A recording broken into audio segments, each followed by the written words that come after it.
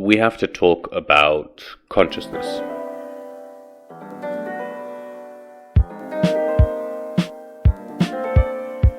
Our life is actually a midpoint between the two deaths.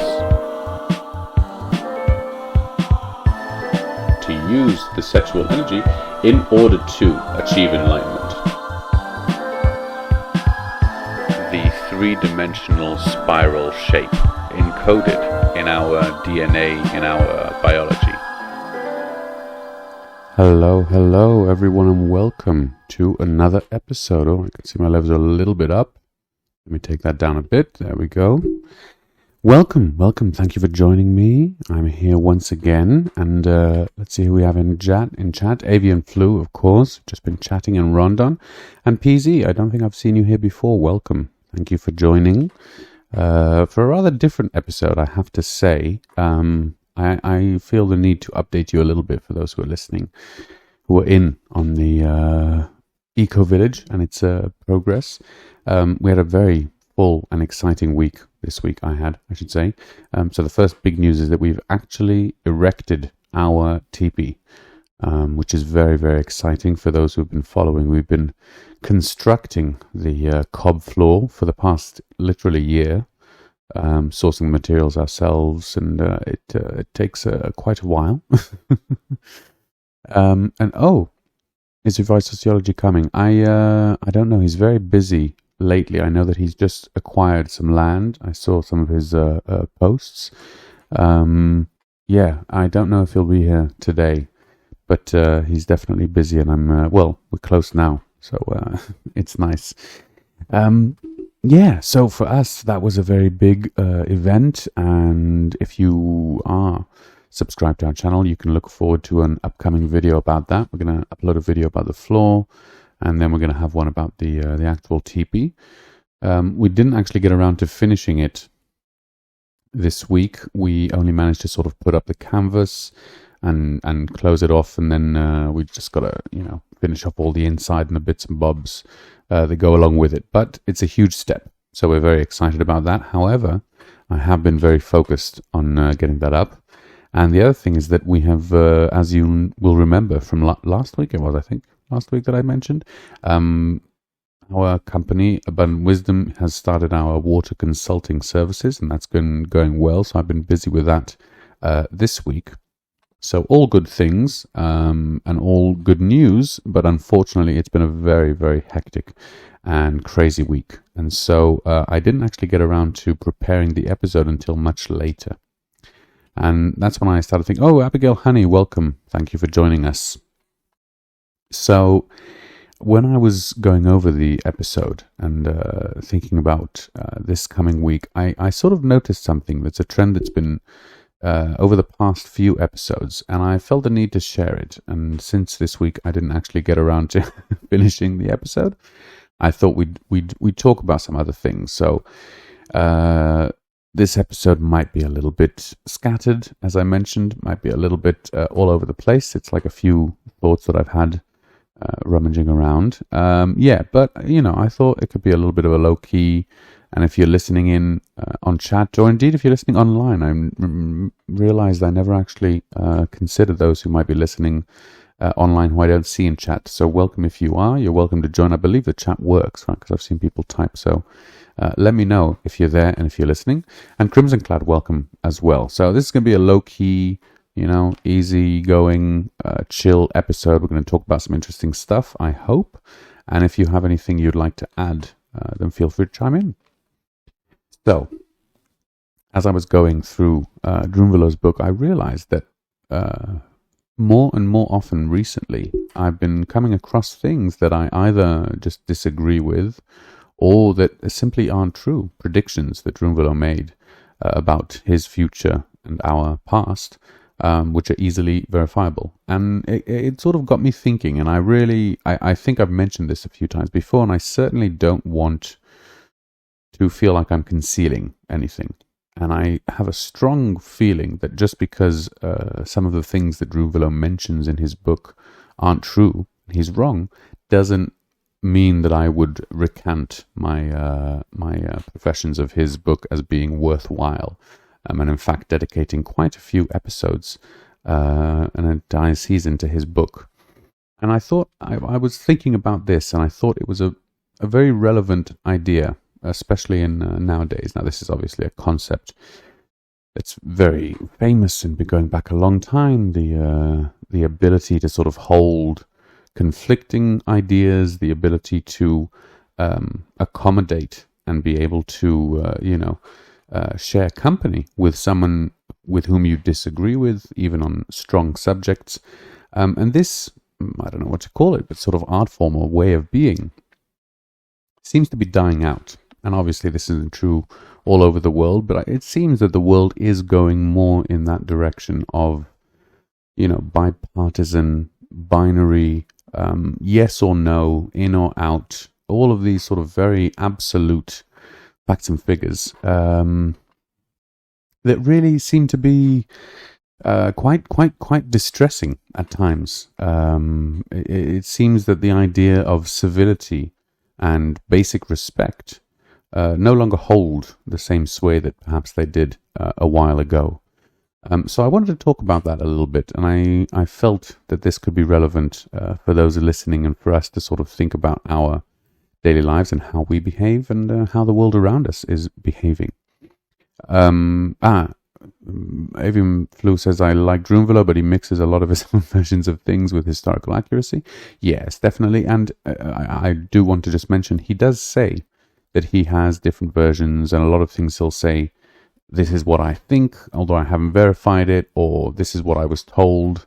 And he manages, I think, in a good way to hold both the idea that what he's saying is true and that he is wrong, or that there is a chance that he's wrong. And I think that actually should be credit given to him. But definitely, if you compare, you say you find Zachariah Sitchin to be more objective, his approach is definitely much more attempts to be much more, maybe I should say much less interpretive and much more just factually sort of giving the details that he finds with as little of his own personal view, obviously. He has his whole theory that it's based on, but in his work and his approach, if we compare it to Drunvalo, much of Drunvalo's information is first-hand experience by communication with a spirit, whereas Sitchin is really mostly working in sort of hard, science I don't know if hard science, but archaeology and digging up places and interpreting languages, etc. So yes, I would agree, and I think those two ways of looking at it are interesting to observe and to compare, because it seems in our day, well, I think maybe in general there's a very strong sway towards the scientific, the factual, the objective, quote unquote, and much less respect is given to the intuitive and subjective and individual viewpoint. And I would like to draw those distinctions. Anyway, oh, wow, I can see lots of people in chat as well. Welcome. We have, goodness me, Solo, Steve B2, and is that an Epsong? Gecko. Oh my God, it's you, Gecko. Welcome. You keep changing your handle. Thank you so much for joining for an interesting episode, I hope.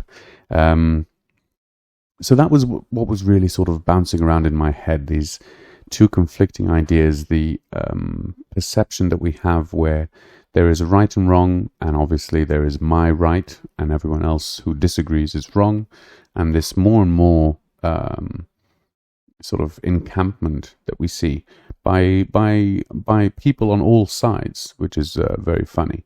And so this brought me to the idea of narrative. Now, this is a word that I use a lot. This is a concept that I feel very, very strongly about, and I feel that actually only within the last, I'd say, year or two, I've really been trying to understand that concept more and more.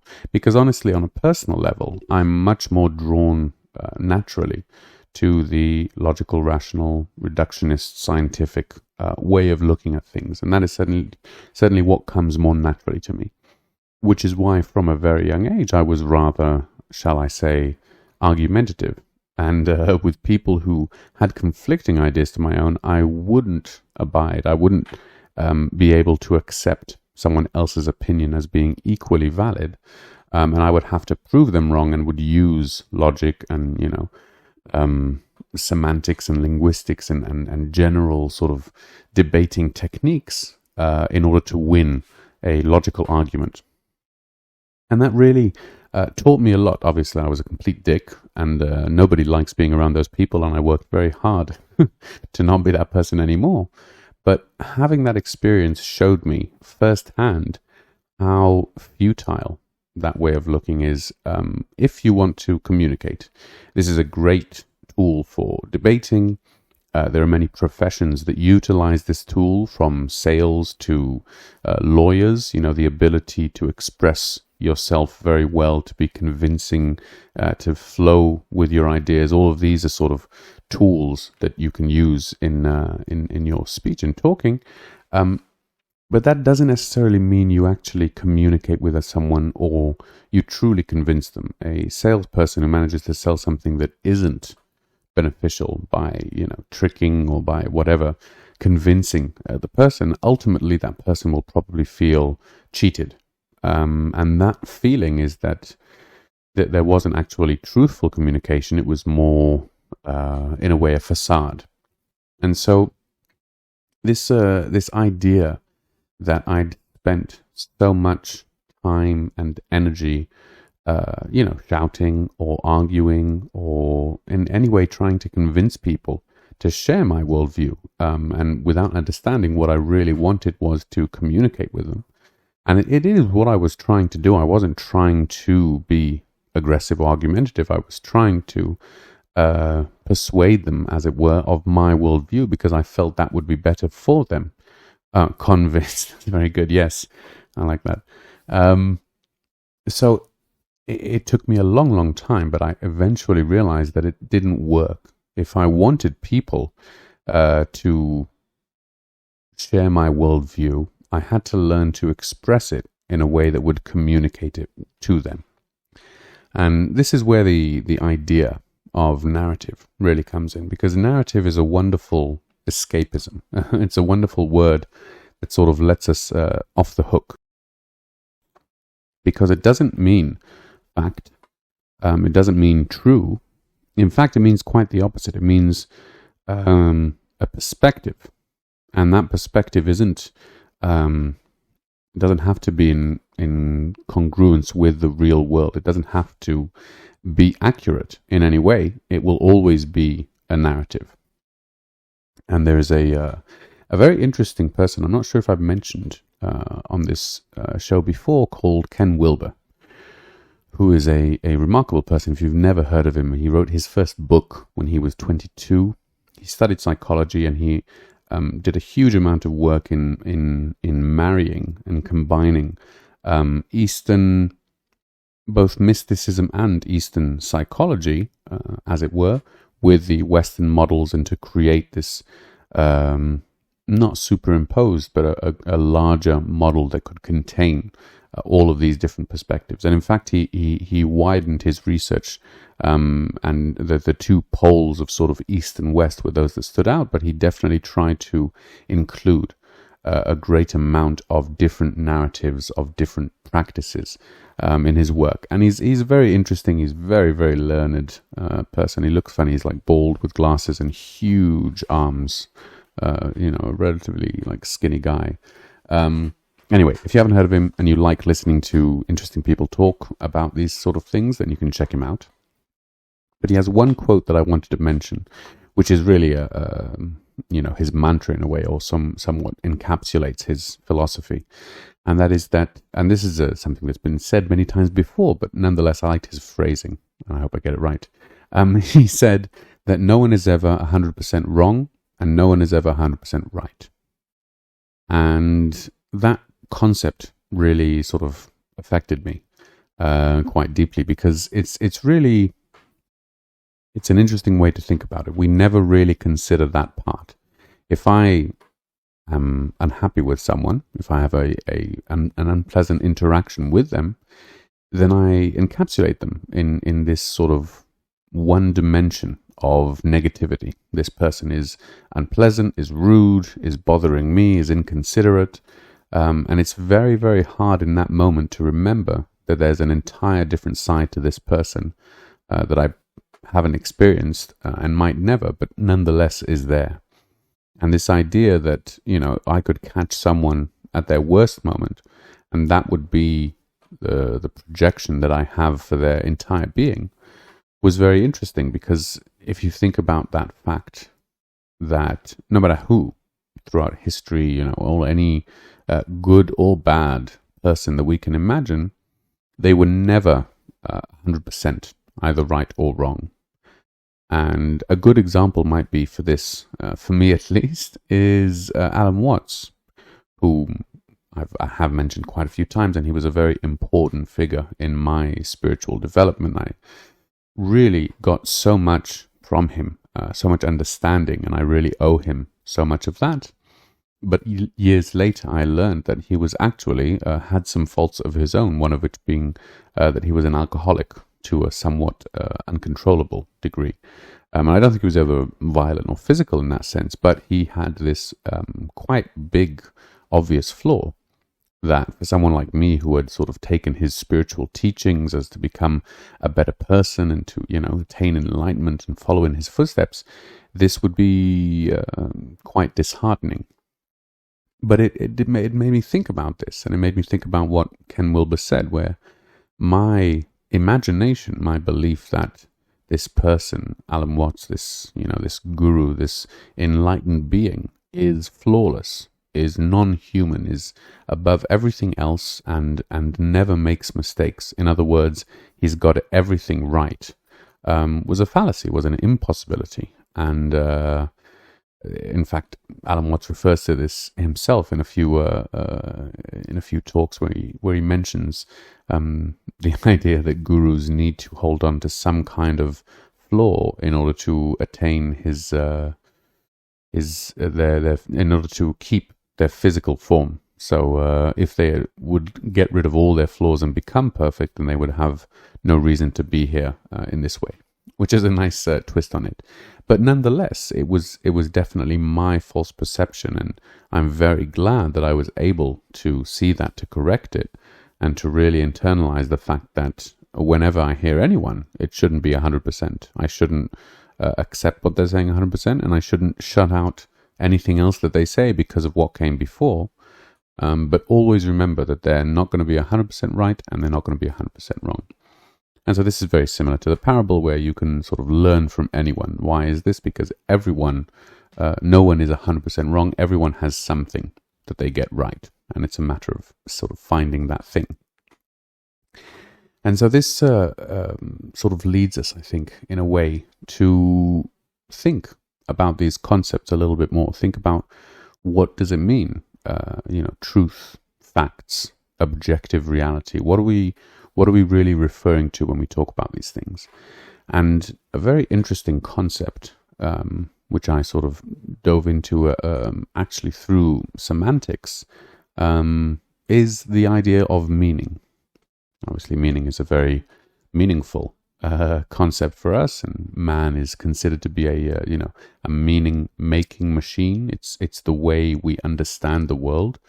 And when we really try to put our finger on what the meaning of meaning is, very meta here, but there is actually a great book called The Meaning of Meaning by Ogden. I can't remember the name right now, but it was an interesting read, and it sort of makes you think at this meta level, like, what if I took everything that I believe and examined that? Or how could I examine from outside of my own perspective? And if I can't, then meaning will always be subjective. I can derive my own meaning. I can sort of decide and guide my own meaning, because it will ultimately always come out of my personal subjective experience and worldview. And if this is the case, as it seems to be more and more, then that really does leave us in a difficult position when we try to sort of face off someone who disagrees with us, or who we disagree with them.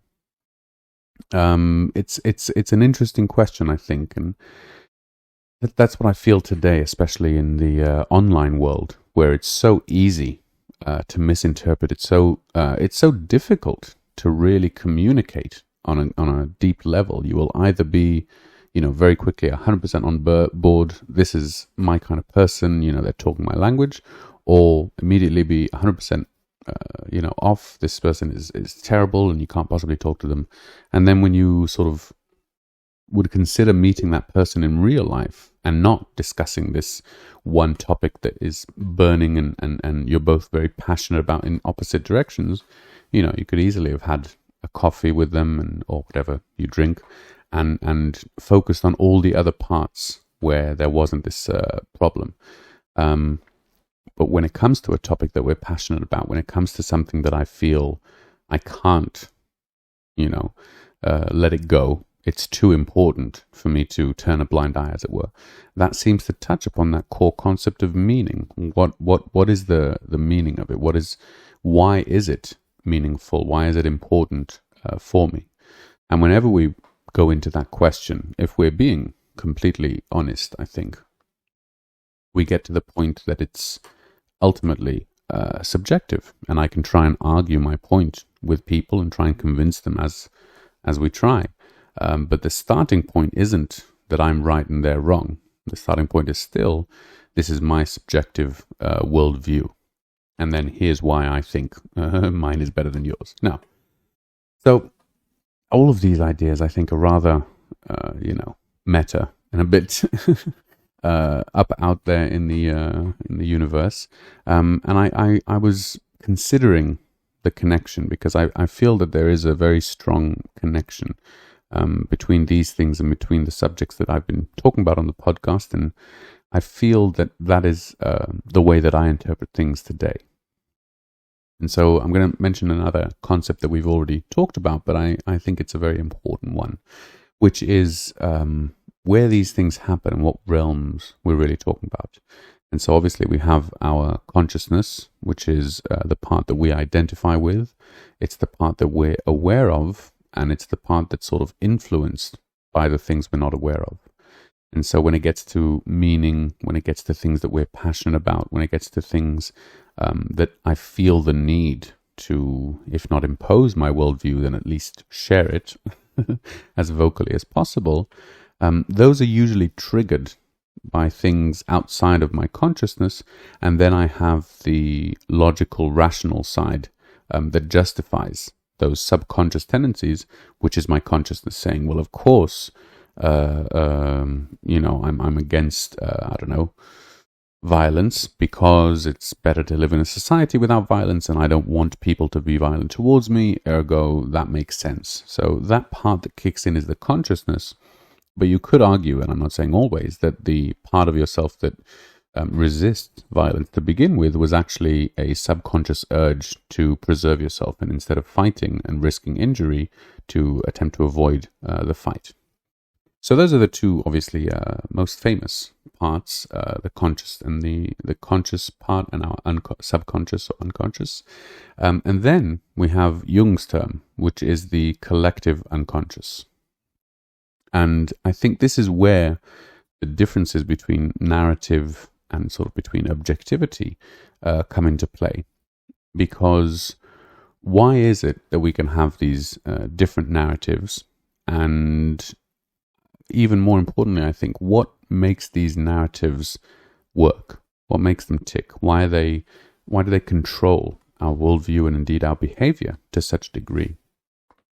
And I think to really get into this, it helps to study narratives as in their purest form, as it were, which is the arts. And this for me was where a lot of my understanding now came from.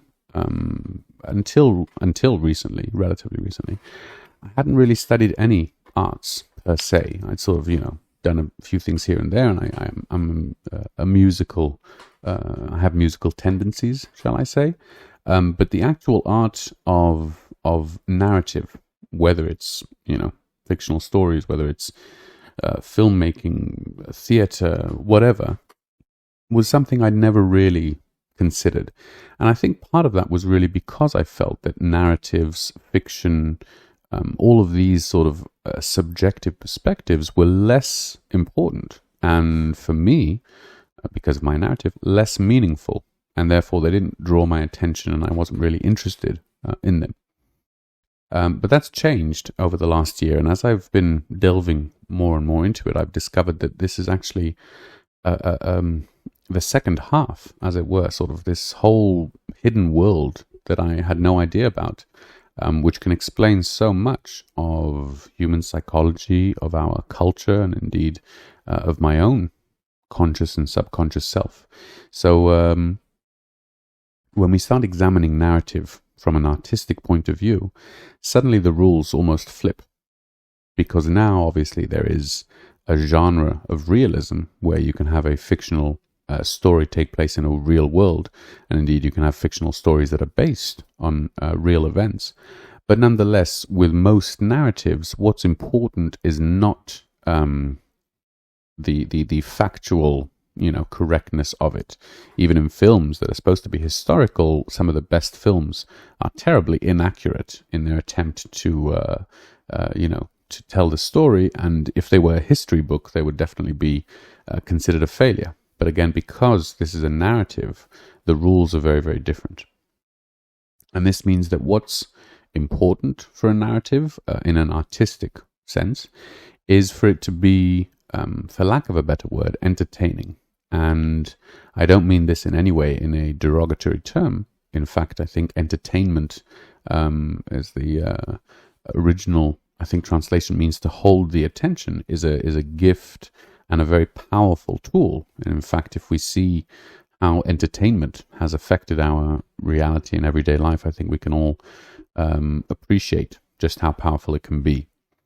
And so the point, as it were, the meaning of narrative, the reason we are so drawn to it, is for it to be entertaining, for it to capture and hold our attention, for us to sort of feel a connection to it. And for this to work, the narrative has to be accessible. Now, to understand what that means, by accessible, I mean popular. I mean, people will be able to watch it and understand and relate and really feel in the story and part of it.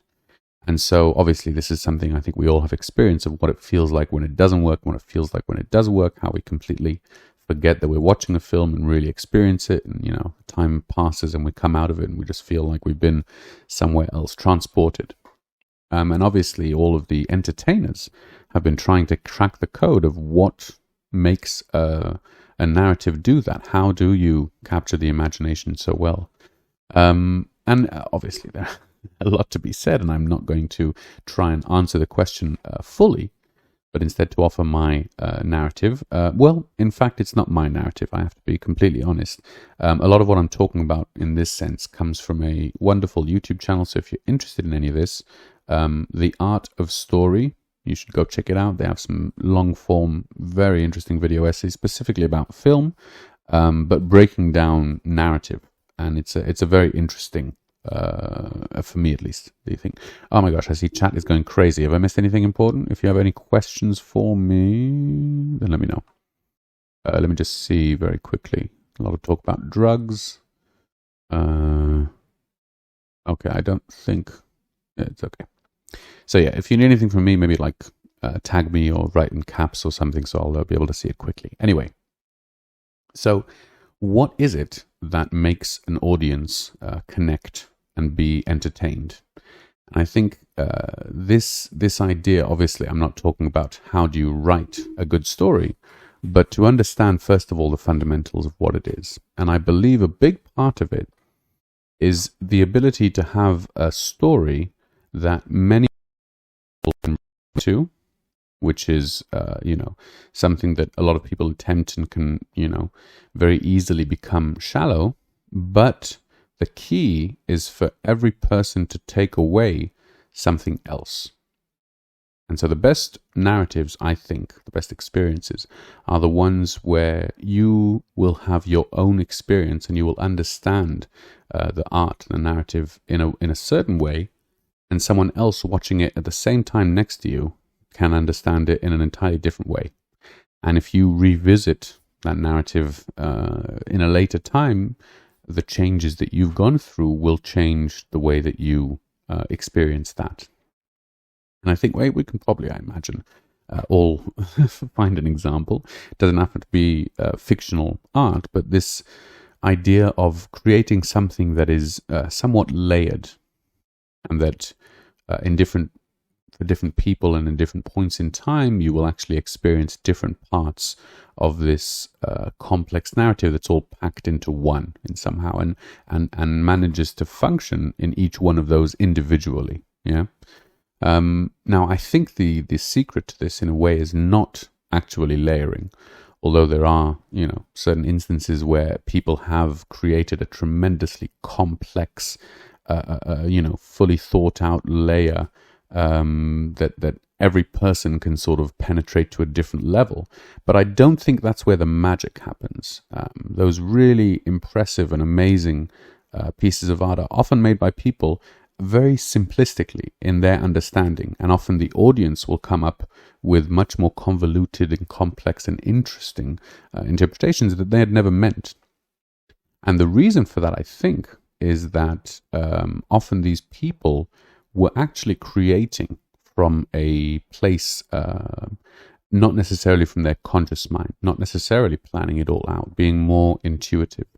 And utilizing this tool, or using it, this method, they actually manage to penetrate deeper than just their conscious, which is their, subjective and aware mind, and possibly even their subconscious, to that mysterious third level, the collective unconscious. And the collective unconscious is where we, as a species, you could say, share our deepest and most, basic and abstract understandings of the universe. And so this is the world of archetypes, which we've mentioned a few times before. And if you've never heard, the idea of an archetype is, pretty much what I said. It's like the ideal, or the world of ideas from Plato, this perfect model of something which doesn't exist in reality. So if we'll take one of the most common archetypes, the mother, the archetype of the mother will be various, tendencies and characteristics, and then mothers in the real world will have some of those characteristics. But the difference is that the archetype will always be one-dimensional. An archetype is not complex. It's not going to be a mix. That's the instance, once it, presents itself in reality, that it will always be a mix and multidimensional, and will never be just a single archetypal thing. So, for example, if I try to explain that a bit better, if we're thinking of mothers in the world, we're mentioning it as biological mothers, meaning some mothers give up their babies, some mothers mistreat their babies. Mothers, biologically speaking, can be all sorts of different kinds, and they'll all still be biological mothers. However, the archetype of mother is always, affectionate and warm and loving and embracing and safe. And so not all biological mothers will exhibit archetypal tendencies of the archetype of the mother. And indeed, some people who aren't mothers biologically can definitely be archetypal mothers. We'd usually call them matriarchs, but when we consider the idea of a matriarch to a certain degree, that might be a closer term to the archetypal mother. Although that's always women, feminine, and it could be said that men can exhibit traits of the mother, the archetype, because the archetype only holds these certain characteristics. And so it's not in any way connected to any real instance. It's only something that's the mold around which we can create. And so this world of, thank you so much, Frankie. Frankie1. Are you on? No, you are in chat? Oh gosh, we've got lots of people. Welcome. Welcome if I missed anyone. Thank you so much for joining. Darsico, I don't know if I saw you there. So I'm just checking through chat to see if I broke anything else. Uh-oh. You can't say mother anymore. No, I'm saying the archetype mother. It's very different. I'm not talking about any mothers anywhere or women. Of course I am.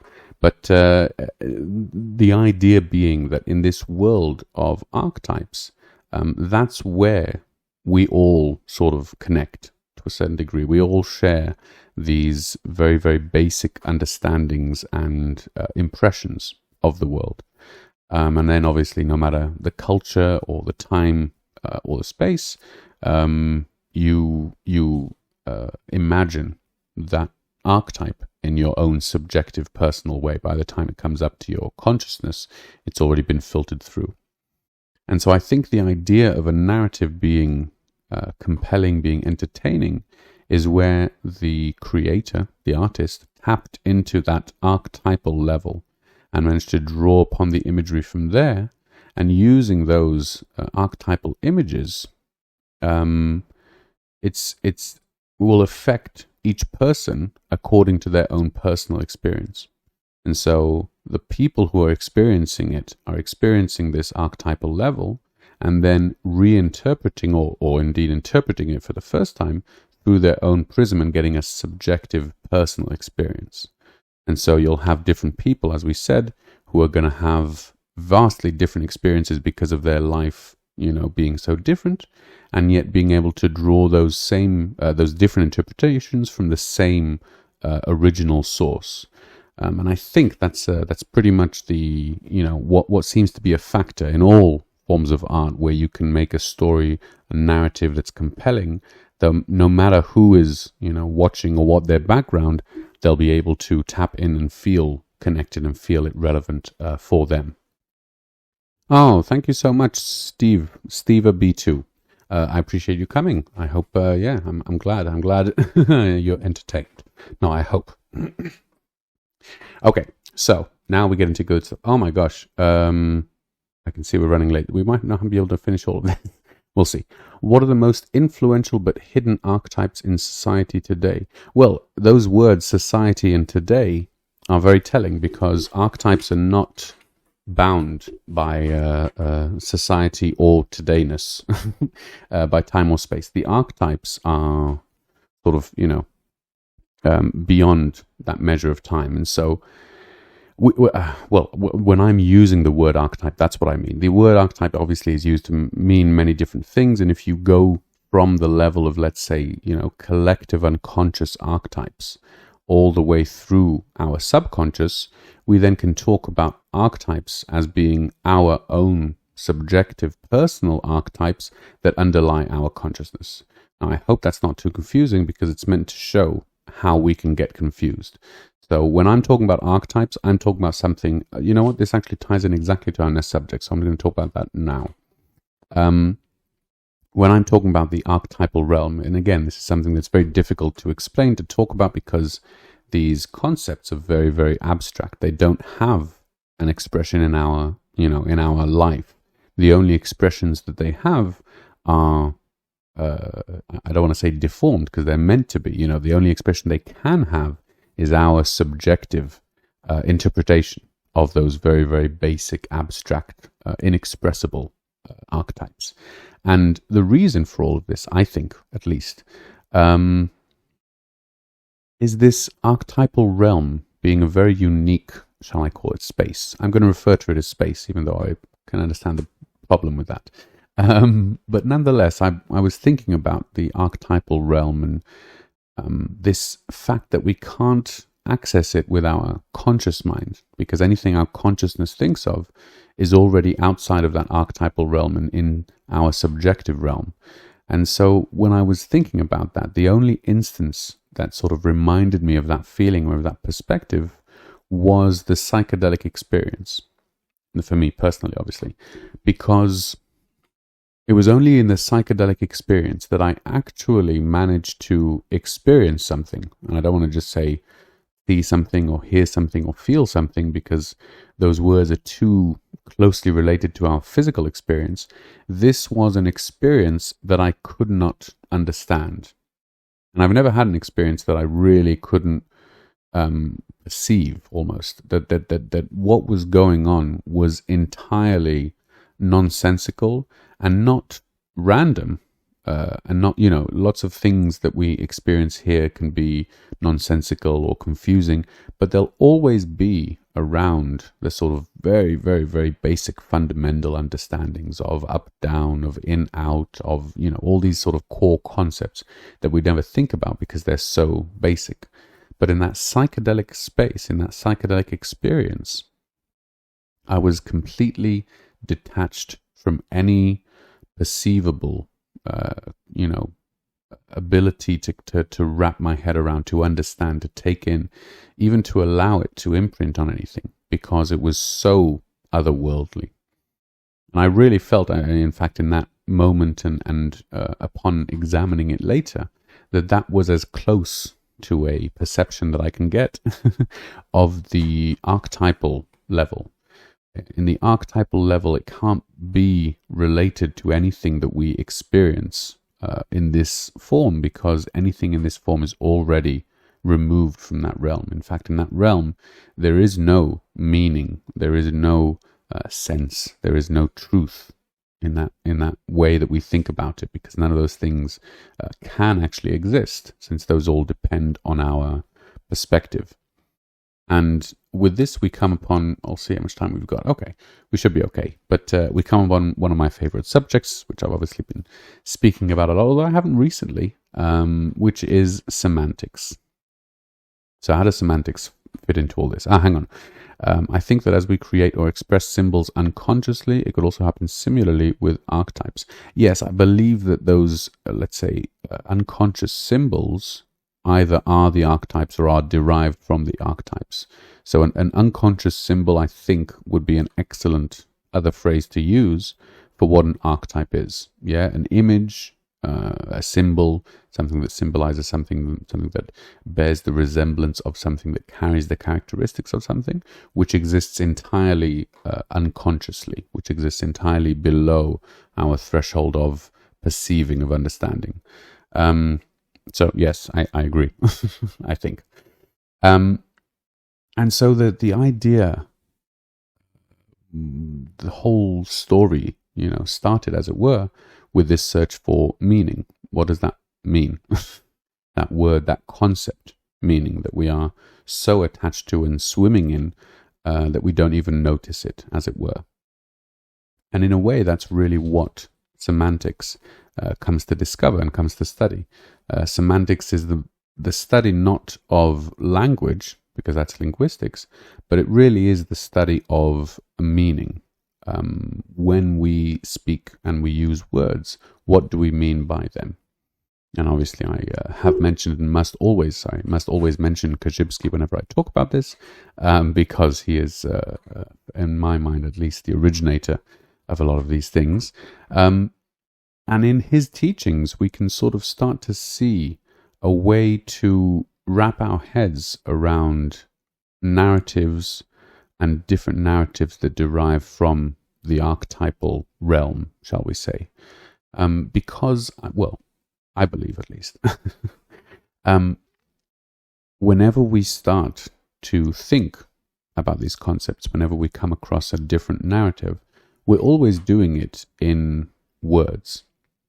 Because if we tried to have a narrative that was sort of visually, it would be much harder for us to have that absolute truth and fact perception, because it's using images which are already more interpretive, although they can be very expressive, but they're much less absolute.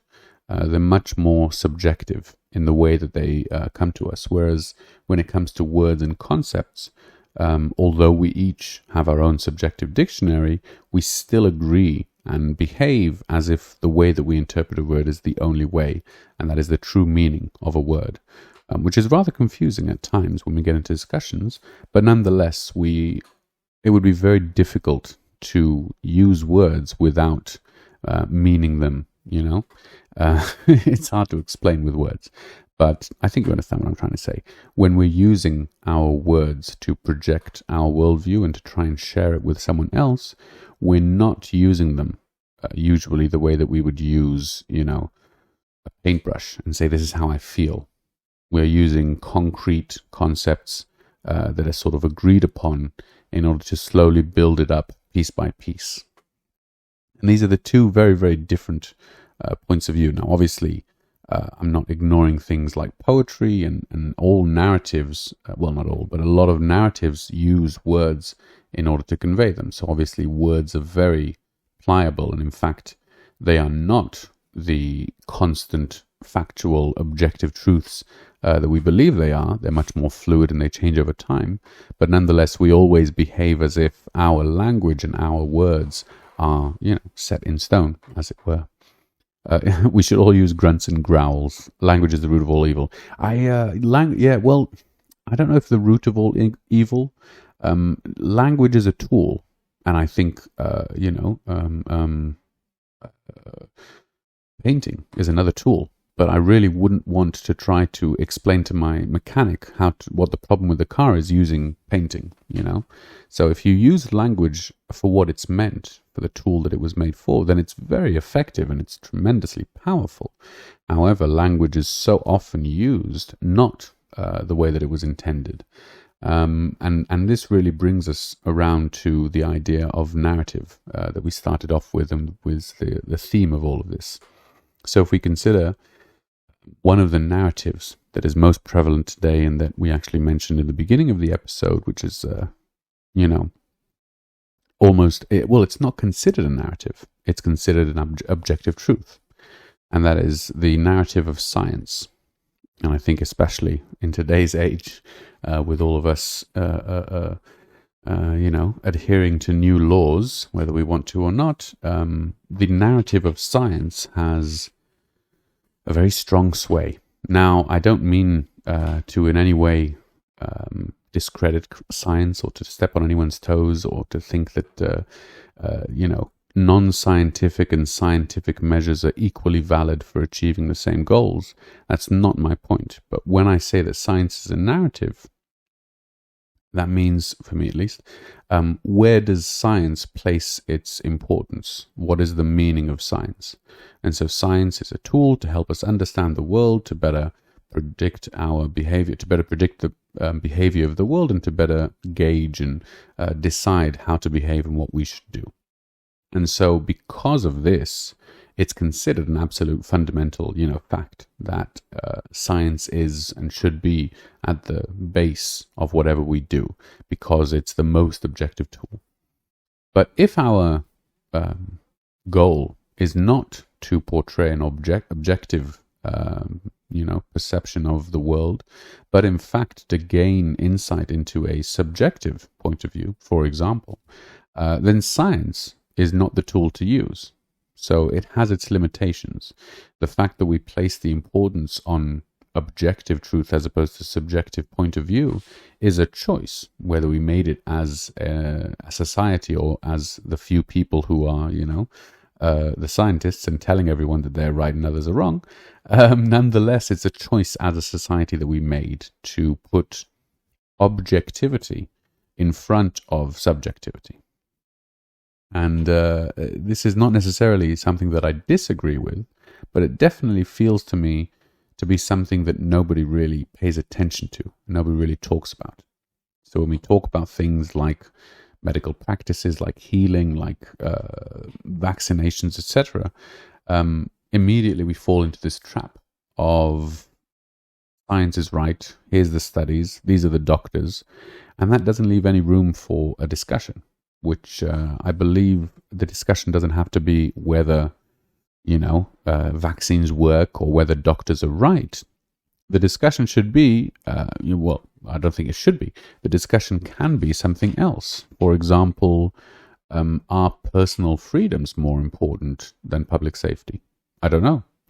The discussion could be something completely different, which is we are not interested in what the vaccines can or can't do, but instead we want to find individuals and find the anomalies, because with all of these things, and with medicine and with science, etc., there are always what are called anomalies, which are the things that sort of stand out. And science very strictly, completely ignores and as much as possible discounts the anomalies, the things that stand out, the things that are unusual. But for us, and for me, a lot of the times those things that aren't like the others are the most interesting things that we actually focus our attention on. So if, for example, someone is different in their biological tendencies, then the mainstream accepted medical practices won't be as relevant to them, because the mainstream accepted practices only follow that normalized, statistical data. So medicine might not have been the best choice because it's rather a strong one. But my point that I'm trying to make is that everything that we think about, that we talk about, is part of a narrative. Whether we call it a narrative or whether we call it fact or science, it is still a narrative. And the fact that we're calling it science and not my narrative is part of the subjective perception that we have about it. Science is the most important thing. Why? Because I'm a doctor. There aren't many artists out there who are running around shouting that, medicine is the most important subject. And vice versa, of course, because each of them have their own subjective view about it. So, okay, well, I can see we're getting very close to the end. I had a few more things that I wanted to talk about. We'll see. Maybe we'll get to it another time. Anyway, in the chat, I can see it's been very active, so I'm very happy to see. Now, Avian Flu, I think, is going to get ready for his show, so it's gone a little quiet. But what I wanted to end on, just before I close up with some finishing words, is again, the reason that I brought all of this up was both because of Drunvalo, I was feeling more and more at odds with some of the things that he was saying, and I wanted to address that issue, and I wanted to bring it up out here because I think that it's important, especially for those who are going to go read the book because I recommended it, or people who have gotten the idea that this is some kind of infallible guru that I follow every word. That isn't the case, and that should never be the case. I don't think any gurus no longer have the right for absolute immunity. And so this is the same with everyone when we're thinking about the people whom we trust and even our own beliefs and worldviews. It would help to always remember that it's a narrative. Now, that doesn't mean that we have to change our narrative, and that definitely doesn't take away from its meaning and from its importance. The way that I like to think about it, and this is my personal worldview, but the way I like to think about it is that we should really think about life the way we think about films, or maybe the way I think about films. Which is, nobody ever really watches a film and says, "Ooh, this guy's really mean. Why don't they stop him? He's being awful. He's ruining it for everyone." Or nobody watches, and thinks, I don't know. What I'm trying to say is, nobody watches a film and interprets it as if it were "quote unquote" real life. We understand that because it's a film, it's got this different world of rules. And the rules are interesting, having a story, having meaning, allowing us to go on a mental journey in our understanding that will leave us fulfilled and have gained something in the process. And if you do that, then in a way, it doesn't matter how awful things could get in the middle, or how sad, the main protagonist can get, or how awful the whole circumstances or the world that's around them can be. As long as you can make it, interesting, entertaining, people will enjoy that film. And that's not the case with real world. But I feel that we could benefit from trying to apply it just a little bit. If we take this narrative to its full extent, and we say, okay, so let's say there is no objective truth, there is no objective meaning, there is only the subjective. So I get to sort of more or less choose, how do I want to live my life, and who do I want to be? And as I'm discovering that, I can maybe become less attached to the idea that bad things have happened to me and I'm sad because of it. Because if bad things happen to the protagonist, we assume it's going to be leading to a good place. We take it as part of the narrative. It would be a very dull and boring story if everything was just normal and nothing ever really happened. And so if we try to apply that to the things that happen to our lives and see ourselves not as the important figure who has to always be right and not look stupid and not mispronounce words and not fall down and trip, but instead think of ourselves as an entertaining character who can be providing entertainment with whatever happens to us, with however our lives sort of turn out, as long as it's interesting, as long as it's worth the story. Okay, that was a mouthful. Let me see what we've got here. Okay, I really think it's time to take the warning label and let stupidity work itself out. Absolutely. There's a great, do you know, here's your sign? Who in chat, if I say here's your sign, does anyone know what I'm talking about? It's a great routine. Anyway, so that was a little bit of my babbling on about narratives, but I really do think it's such an important issue that I talk a lot to people online, Facebook and stuff, and I don't know, it's so easy to get into an argument, to start, dehumanizing the black and white letters, black letters on white background that we see. So I hope we can all try and see a little bit more entertainment and a little bit less seriousness. Okay. Trying to figure out if that quality is negative eugenics or not. Wait. I think that's related to a comment that I missed, because only one guru has absolute immunity. Blessed be his... Oh, I feel like I'm keep coming into these half jokes at the end, that I'm just reaching the punchline. Soundwaves photon, let me on air.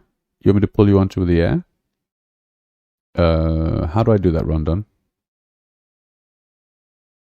Hang on. I'm not sure if I... No. Avian flu is telling me not to. Well, you're in luck, because I don't actually know how to do it, I'm afraid. I have my producer. I'm the talent, okay? I don't know if you know this, but I'm just the pretty face for this podcast. All of the technical know-how, that's up to Rondon, the gatekeeper, really and truly. I just try to start on time and end on time, and he pretty much lets me babble on whatever I want, so it's a good deal. It's a good deal. No, I'm joking. But hey, you know what? Well, this is up to Avian Flu, but if you get a post... look at this segue. Look how smooth I'm doing this. If you have a post ready that you would like to share, the show coming up next is Post Up with our wonderful host, Avian Flu. And if you have anything on your social media that you would like to get out there, that you would like to get some more views, supports, likes, upvotes, whatever it is, then make sure you stay tuned for the show coming up right after this here on Discord, Post Up. And Krim, I can see you're still here in chat. You got a show after that? No, 2 hours after that. But stay tuned for some hard metal. Are you on tonight? Let me know in the chat. We'll see for that. MIT will pull them on. Yeah, exactly. I was going to say. So if you want to go Soundwaves Photon on the show, then you can talk to Avian Flu. He's much more experienced with that. Me, I'm a loner. I love the sound of my own voice, and I don't want anyone else to talk over me. No, I'm joking. But yeah, this is kind of my style until now. Would you like me to get a guest? I could get a guest. We'll see. Maybe one of you can join me one week. I'd like that. Anyway, I can see... Oh my gosh, I'm out of time. Well, it's been wonderful. Thank you very, very much for joining me for another episode. I've been Olev. Have a wonderful night, day, week, month, year, and I'll see you all next time.